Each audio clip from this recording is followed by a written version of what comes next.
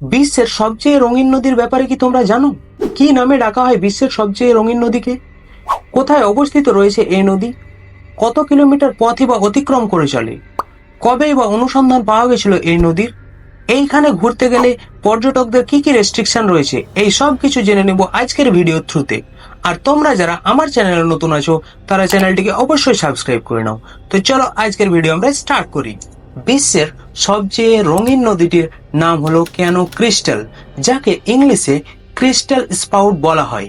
কলম্বিয়ায় এই নদীটিকে river of five colour অথবা liquid rainbow বলা হয়ে থাকে। এমনকি এর আকর্ষণীয় কালারের জন্য ওয়ার্ল্ডের সবচেয়ে সুন্দর নদী হিসেবে এটিকে উল্লেখ করা হয়ে থাকে। কোথায় অবস্থিত রয়েছে এই লিকুইড রেনবো রিভারটি? এই রিভারটি অবস্থিত রয়েছে মধ্য কলম্বিয়ার মেটা প্রদেশের সেরেনিয়া ডে লা ম্যাকারেনা ন্যাশনাল পার্কে। ক্যানো ক্রিস্টালস নদীটি হল গুয়াইবেরো রিভারের একটি উপনদী, যা ওরিনিকো অববাহিকার একটি অংশ। এইবার আমরা জেনে নিব কি কারণে এই রিভারটিকে লিকুইড রেনবো বলা হয়ে থাকে। কারণ এই রিভারটি সময়ের সঙ্গে সঙ্গে তার রূপ পরিবর্তন করতে থাকে। সারা বছর অন্যান্য রিভারের মতো এই রিভারটিও প্রবাহিত থাকে, কিন্তু জুলাই থেকে নভেম্বর মাসে এর রূপ কিন্তু চেঞ্জ হয়ে যায়। এই নদীটি 5টি কালারে সজ্জিত হয়ে ওঠে এবং এর লুকটা চেঞ্জ হয়ে যায়। আশা করছি তোমরা ভিডিও থ্রুতে দেখতেই পাচ্ছ কি কারণে এই রিভারটি তার কালার পরিবর্তন করতে থাকে। এইবার আমরা বিহাইন্ড দি রিজনটি জেনে নেব। ম্যাক্রেনিয়া ক্লাভিগেরা নামে এক জলজ উদ্ভিদ জন্ম নেয় এই নদীর তলদেশে। গাঢ় গোলাপি রঙের এই জলজ উদ্ভিদটি নদীর তলদেশের বিভিন্ন গাছগুলোকে সূর্য রশ্মি থেকে রক্ষা করে। এই উদ্ভিদই নদীর প্রধান আকর্ষণের কারণ। এই উদ্ভিদই আবার বিভিন্ন রঙের হয়ে থাকে। যে 5টি রং দেখা যায় তা এই উদ্ভিদের কারণে।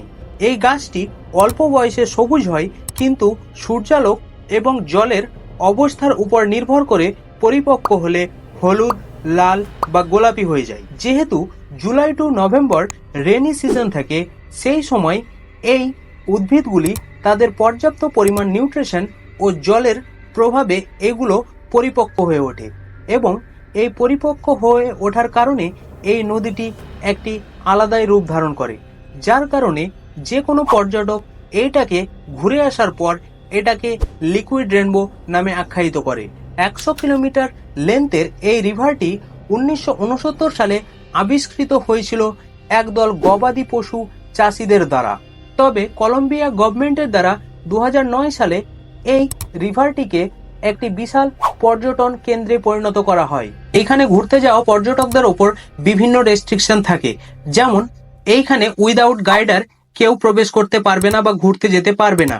পার ডে 150 থেকে 200 জন পর্যটকের বেশি পর্যটক ভ্রমণ করতে পারবে না।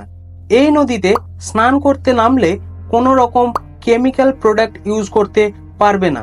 তার কারণ হচ্ছে যে কোনো কেমিক্যালের জন্য এই রিভারের বায়োলজিক্যাল ইকোসিস্টেম চেঞ্জ হয়ে যেতে পারে। নির্দিষ্ট এলাকায় সাঁতার কাটা এবং গাছগুলিকে স্পর্শ না করা, এই সব অনেক রকম বিধি নিষেধ রয়েছে এইখানে ঘুরতে যাওয়া পর্যটকদের উপর।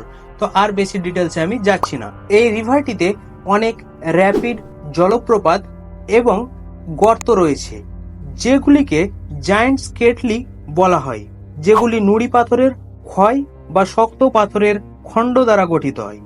এই নদীটি বা রিভারটি শুষ্ক বন এবং গুল্ম ভূমি দ্বারা বেষ্টিত, যার কারণে একটি বৈচিত্র্যময় প্রাকৃতিক দৃশ্য তৈরি হয়, যেগুলি নদীটিকে একটি অপরূপ সৌন্দর্য দিয়ে থাকে। তো আজকে আরো একটি আমি নতুন টপিক নিয়ে তোমাদের সামনে হাজির হয়েছিলাম। আশা করছি তোমাদেরকে ভিডিওটা ভালো লাগলো।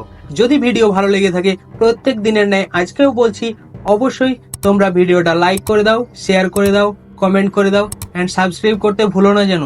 তো চলো, টাটা, বাই বাই, আল্লাহ হাফেজ। আবার দেখা হবে নেক্সট ভিডিওতে।